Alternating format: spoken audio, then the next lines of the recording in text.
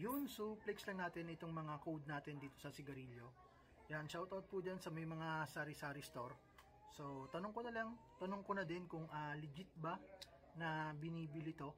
Kasi meron ako nasalihan sa group page ng sari-sari store. Meron doon nagpo-post na bumibili sila ng ganito.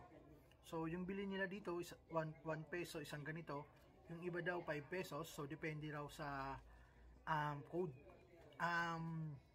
Yun, para sa may mga tindahan dyan, pa-comment naman kung legit ba na binibili to.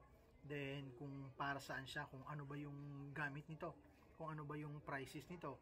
Kasi, binibili nga nila ito. Then, nung nakaraan, meron ding nag-iikot dito na nagtatanong kung meron daw tayong mga code. So, ako, medyo nagtaka ako bakit nila binibili. Kaya, nag-ipon na rin ako ng ganito.